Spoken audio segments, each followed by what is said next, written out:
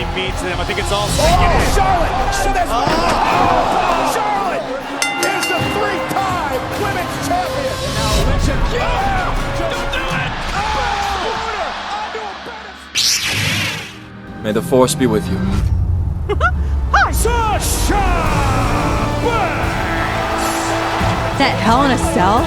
I am going to end you. Bayley's three taps out! Sasha the new SmackDown Women's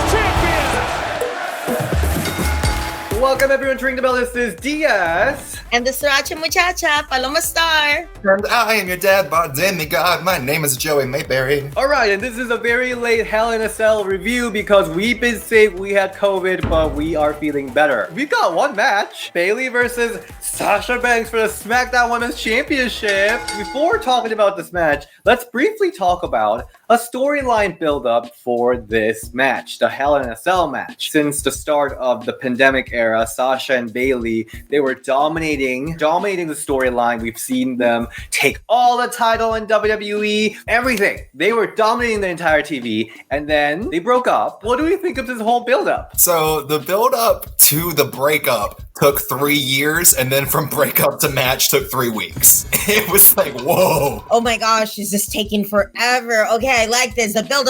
I'm like, wait, what happened? That was so fast. It's like slow. Fast. Like, what? Like, how are you gonna have this huge build-up and then have this like real quick thing for the blow-off match? So you guys unhappy about it? Yes, no. Unfulfilled is more the word than unhappy. For me, I could totally see that their eventual breakup was kind of short. It did happen through 2 pay-per-views. I'm okay with it. I am fine with it. I am fine with them finally having this match because I am not gonna wait like everybody wants till WrestleMania for this to happen. See, I would have been fine with it if Sasha Banks didn't have a broken freaking neck. Yes. You have some real issues with it. Oh my god, yes! Because it's a broken, sprained, whatever it is. It's a neck injury. Yes. Like, seriously, like you should not even be able to step inside the arena if you have a neck injury. If they were gonna do this angle, they were gonna do it super fast, break her finger or her arm or her leg, even something. Because we've had so many point blank neck injury, like legitimately neck injured storylines like Paige, Lita, Edge. We've seen all of these legitimate neck injuries. And you're going to tell me that Sasha Banks is going to walk out with her microphone, neck brace and all, with a nice hair whip like that, and then walk to the ring to fight? No, just a little bit. Just stretch it out a little bit. You've had Lana going through a table for 7 weeks, but you can't have 7 weeks of recovery for a broken neck. Come on. Yeah. Pissed you off? Yes! Oh my gosh! Jeez, it's already wrestling. We already have to suspend our disbelief as it is, and now don't do the neck injury and have them, wrestle as this timeline. Or do the neck injury and wait till WrestleMania. So we think the storyline boiled up too quick. Very, yes. Okay, so let's get into this match. Yes, you sound very... I don't know. I was fine with it. I kind of wanted to see this match happen and be done with it. First of all, amazing gears. Mm-hmm. Love that. They both looked amazing. I'm glad Bayley finally figured out what works with her character. And it's still developing each time. I mean, remember how much we basically dogged on her makeup? Oh my god. We're dogging on her personally? No, this is progression. This is learning. See, maybe she saw her comments and was like, all right, not working. Back to the drawing board. I'm just kidding. She developed into this great heel annoying character, and she pulled off that look great. And Sasha with that white gear. Yes. She looked like an angel. It was Hell in a Cell, angel versus devil. I loved everything. The thing that just got me was that whole attitude coming to the ring was both of them had a clear character direction for coming into this match.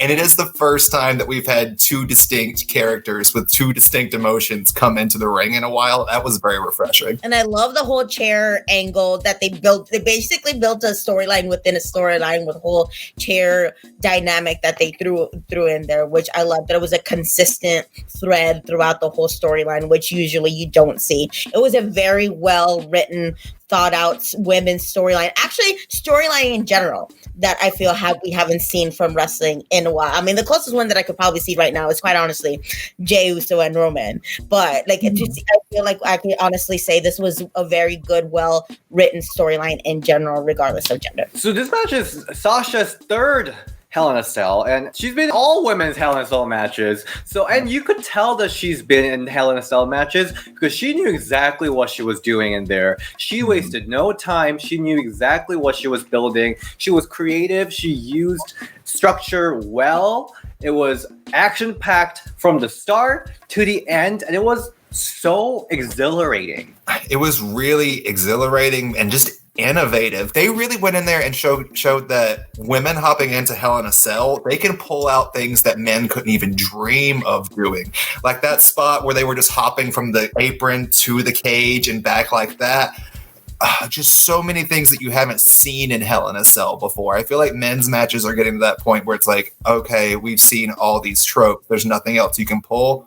And then the women are just like, hey, watch us instead, and came out and killed it. It's great. I just kind of wish that Bayley was a little bit more scared going into it. And I know I just put over their storyline so well written, but it would have been cool too. I'm like, but wait, what if she didn't sign the contract till the day of Hell in a Cell? I feel like that would have added a whole different factor, a whole like being more hesitant or more scared of being Hell in a Cell. But you're so right about being innovative, because I feel there's been so many good Hell in a Cell matches. It's kind of hard to not do the same thing, but somehow they managed to still do new, fresh, innovative, intense, hard-hitting things. Like these two women beat the shit out of each other. They definitely were sore the next day, and they were not holding anything back, which is that's what the match should have been, quite honestly. And I'm glad that they brought everything to the table they could think of. Super cool, super creative. Even the spot, I don't even know what Bayley was trying to do, but she tried to duct tape the candlesticks. And at first she's like, I can't get it. I'm so sweaty. Can you do it for me? Like, I'm so sweaty. Can you do this for me? I'm so sweaty. Can you do this for me? It goes with her character. Like, it really does go perfectly with her character. I still didn't know what she was trying to do, and then she tripped over it, which is great. If you're a heel and you ever accidentally trip or fall or anything bad happens, it is the best thing that could happen to you. So you loved even that duct tape spot. Yes, totally. It worked with her character. It worked with her gimmick, what she was trying to do, even though like it didn't really work out. It worked out for Bayley. It's just really hard to do anything new and fresh in wrestling. I feel like I say this a lot, but it's great to see when women can pull it off and be like, see, we could do it too. If not the same, probably even better. Oh, it was best match of the night, hands down. For sure. 1000% best night of the match. Best night of the match. I love the fire extinguisher spot, which was so fun. And then when Bayley ruined the gear with the spray, it was really sad. But overall, it was very, very fun match and so entertaining. Wasn't the finisher so cool? So cool. Oh, God. Look brutal. I love that they incorporated the chair again, because like I said, like that was like one common string that was throughout the whole match was the chair. It looked really brutal, and I love seeing a finish that you're like, shit, that hurts, or like that sucks, because I feel like sometimes finisher moves or even finishes are like, oh, okay, so it's nice to see a clear cut that sucks for the person taking the finish. I also wonder with that finish, if when Sasha Banks does the kicking when she has someone in the bank statement, oh yeah, I might give this as a testament to Bayley. It only really looks devastating when it's on Bayley. Like those little minute things. I don't know if Bayley's selling it or if she's just putting more oomph into it whenever she does it on Bayley, but it looks 10 times more devastating than on anyone else. So Sasha Banks won SmackDown Women's Championship from Bayley. A lot of people thought Bayley's going to take it home. But I mean, I was so happy when Sasha won. I needed this. I needed Sasha Banks to finally win this and to have that belt off of Bayley. No offense to Bayley. We're going to talk about Bayley's legacy for a little bit later. But I was so happy when Sasha won. Me too. I mean, even though I thought Bayley was going to win, because that's definitely who I picked for my prediction, but I was definitely happy that she won. I mean, I just picked Bayley because, quite honestly, it's been Bayley this whole time. So I'm like, what now? So I'm glad Sasha won. I think the real testament is going to come whenever she does her first title defense, because I know everybody talks about how poor Sasha can't keep a title when she does her first title defense on it. But I just, as weird as it sounds, I just hope it's not against Bayley, even though I know she has her. Is Bayley? It is. It's happening on Friday. Oh my God. Okay, I did want to talk about that because when it comes to Sasha Banks, the first defense is, or it could be, even bigger than the winning of the title itself, because she's been losing every single defense. So I thought they're going to build into like this big first defense of Sasha Banks, but we're having that first defense on SmackDown this week against Bayley. That's the thing I worry about, is I hope that match is great, but then I hope I don't see Sasha and Bayley fighting until Mania season over the belt for the next few months, which is what I'm afraid of. The only saving grace is I'm looking at Christmas season, like with Bianca Belair as Jesus. Like, she's coming in to save this women's division because she's the next step, hopefully, after this Bayley-Sasha feud. Bianca Belair as Jesus is my favorite quote of this episode so far. So what do you think? Do you think Bayley's going to win on SmackDown? What do you think is going to happen? No, she can't. I hope not. Oh my gosh, that'd be what? Okay, I want to say no because it's going to be so upsetting if she does, but I can't honestly say no because it's the WWE. Yeah, I really can't tell with WWE right now. I could totally see Sasha losing too. But they would be so terrible. But also, if Sasha just wins just like that, like Trish. Did you? Just like that.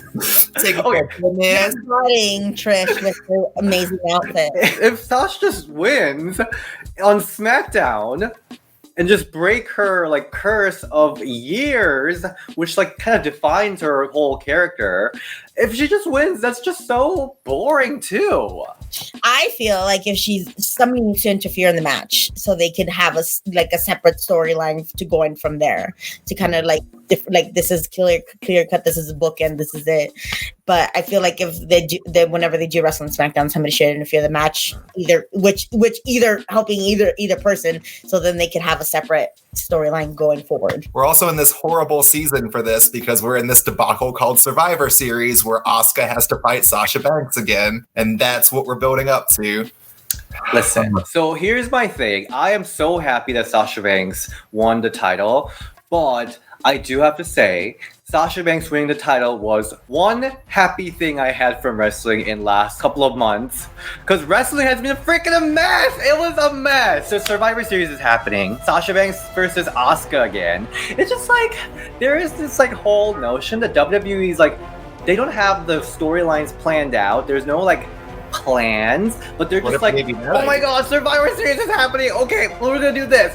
Oh my god, they're like always being chased by their own plans, and I'm just like, WWE, can you just give us some good storyline? I am loving this whole mood DS is in, by the way. It's a needed mood, which I will only quell with the pill that is watch Impact Wrestling. Last 2 weeks, when I had COVID, I just wanted to lie down and watch some good wrestling and feel happy about myself, which Hell in a Cell definitely did. I was very happy about it. But everything else was so shitty, I was like, I don't even want to watch wrestling. Was my whole mood. But anyway, let's talk about Bayley's amazing legacy of her title. Can I just say something about Survivor Series? Yes. How are you going to have a draft and then be expected to go wrestle for a team that you just joined? I'm just meeting everybody. Like, I'm just starting to shake hands, and I don't need to ask people 2 times what their name is or hoping they wear name tags because you just moved there. It's like moving to a new company and all of a sudden you have to play for their softball team. You know, like how are you supposed to wrestle, represent this brand, even though you just got there? Like, why am I supposed to be super passionate as a wrestler? Why am I supposed to be super passionate if I just moved here? I'm supposed to wrestle for y'all, but those are my friends over there that I just spend forever with. And also, like, as a viewer, like, wait, didn't they just get drafted? Why are they so passionate about wrestling? I don't know. It's really weird placement to have a draft and then have Survivor Series where the whole sole purpose is like brand versus brand. there's only one Survivor Series match that could happen this year that would be congruently and well built, and that's Hurt Business versus Retribution, and everything else is just thrown together crap. Why is NXT part of this? We have no idea what's going on. But let's talk about Bayley's legacy, everyone. We love Bayley. We love Bayley. Ring the Bell loves Bayley. Mostly we love Bayley. I think Bayley has been great. She's been champion since last October. So it's been a long ass reign. We've talked about how one thing that's missing from her reign is a memorable match, but I think Sasha Banks came in and solved that issue. I mean, Paloma, you talked a little bit about her evolution as a performer throughout her title reign. The biggest and best heels are always the biggest and best faces. Like, that's the best time to turn heels whenever you're the top face. And what more face can you get besides somebody hugging people and coming out with wacky, wild, inflatable, waving arms, guys? But so I'm glad that she did turn, especially the whole like delusional heel that she was at first, where she's like, no, I'm still a good guy and all that stuff, which I kind of wanted her to dive more into it. But I think it was kind of cool us seeing her develop as a character and as a performer right before our eyes. You don't know what's going to work unless you try it. And while sometimes it sucks and it stinks and people are going to give you so much criticism about it, you learn from it and you build from it. And it's like stand-up comedy. You never know what jokes are gonna land until you try it in front of a crowd, which is kind of weird to say about now because there is no crowd, so it's kind of hard to get that instant feedback. But we really did see Bayley develop as a heel, as a person, as a character right before our eyes. Every week she tried something different, even if it was something with her makeup, something with her hair, how she delivered her promos. It's totally, I mean, remember when the whole thing is like life sucks and then you die, or life is a bitch? Life sucks and then you die. You know, look at where she's at now, completely different. And she feels more comfortable, more natural now. And I think it's been a while since we see somebody develop right before our eyes as opposed to being manufactured and spit out into something new and shiny. I mean, that kind of quite honestly reminds me almost of like Carmella, where she was. And then now she's supposed to be Melina 2.0, even though we didn't necessarily see that development right before us. It was like, we kept her away, repackaged her. Here's a new shiny toy. But I would really like to enjoy seeing the process of growth. And with growth comes mistakes, comes stuff that doesn't work well. But at the end of the day, it worked. I think what we've been missing from WWE a lot of times was growth recently, because with the whole NXT system, I mean, talking about Trish Stratus, why do people love Trish Stratus? Because they saw Trish grow into the wrestler she is in front of everyone's eyes. She came in, she was barking like a dog. She thought the table was hard. Okay, I might have to say my brain is still recovering. But anyway, a lot of the wrestlers that we loved back in the days, we've seen them grow in front of us. We've seen Eve Torres grow into a wrestler. You know what I mean. After the whole NXT system, we saw a lot of the wrestlers come in already developed and they're already packaged. We don't really grow with them. But Bayley, in that heel role, she was terrible at first, but we could see her finding the way into becoming this great heel champion. The big reason is, in order to make a really successful heel turn, you need a really good babyface to bounce off of. And Bayley did not have that for most of her run. If you look back at what makes a good heel turn, I look back at my favorite of all time, which was Molly Holly. And the reason that she was able to go drastically heel was she did have Trish, who was a great babyface to bounce off of. You have Bayley's heel run that went, I'm a heel now, and then I'm going to face Charlotte Flair, Lacey Evans, Nikki Cross. Asuka was a little bit of a reprieve, but that was still Sasha Banks' feud. So I think that's why we're seeing her come into her own towards the end of her title reign, was because her ultimate babyface has been in her corner the entire time in Sasha Banks. You're right. So we've seen Bayley fight Asuka, Naomi, Carmella, Tamina, Lacey Evans, Dana Brooke, Nikki Cross. She faced a lot of people. We don't remember most of it, but at the end of the day, she's got that Sasha Banks feud, and she'll be remembered forever for it. I really don't want them to continue till WrestleMania, which I feel like they might. They need an intermittent feud. They need someone in the middle, I think that's why Paloma and I were so upset that they didn't keep Banks off screen with a broken neck for a little bit. Could have given Bayley a substantial feud against anyone while Sasha Banks was taking a breather and then coming back. I just hope that the next person that they built up for a SmackDown Women's Champion actually is believable. Because of all the list of women that you mentioned, DS, that Bayley has faced, really none of them seem like a threat. Maybe Asuka, maybe, but really every other of them did not seem like a threat. Not for 1 second did I think, oh man, maybe she will beat her for the title. No, like whatever women's title picture comes next, they need to have built up a believable person. Like, oh wow, it could be anybody's game. You know, it could go either way. Which they're on their way to. Bianca's coming. Bayley, you did a great job. You were PWI top women. Great job, Bayley. I hope you don't win this Friday, because that will be a lot. Honestly, she was the MVP of the whole, it's so crazy saying the pandemic era. You've heard of the Attitude Era. Welcome to the pandemic era, where Ring the Bell crew got COVID. Let's briefly, for like a couple minutes, talk about Raw or whatever's happening on Raw, because obviously Raw didn't get their match on Hell in a Cell. What's happening on Raw? Shit. Yeah, it's very bad. The only two credible people to face Asuka are Nia and Shayna, and they are the tag team champions, and they are feuding with Lana. So Asuka's just walking around backstage going, the champion, and that's it. It is so bad. Raw is so bad. I almost would say it is the worst it's been since a very long time. It's terrible. I need a woman in Hurt Business, because what's Mia Yim's alternative name? Reckoning. Because Reckoning is over here hanging out for no reason. Like, why even have a woman in Retribution if you're not gonna have her do anything? And it just pisses me off that every time Hurt Business is in the ring, she just leaves or has a weird seizure thing. Asuka! Did you see the promo last night from Reckoning?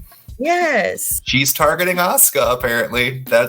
She wishes. She did. She said it. Doesn't mean it's gonna happen or anything good gonna come out of it. I still think Naomi should be in Hurt Business, and it is so bad. And seeing Peyton Royce team up with Lacey Evans makes me question. Cringe.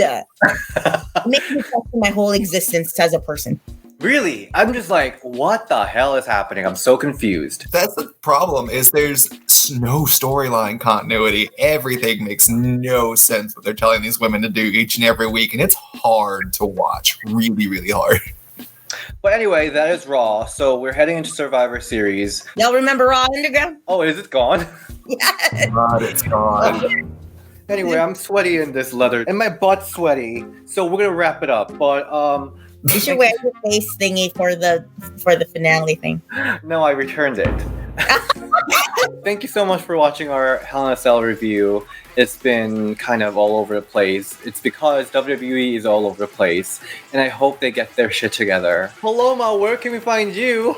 You can find me on Instagram and Twitter at Paloma Star, and follow my YouTube channel, because I'm about to upload all my promos that I have on my phone. Yeah.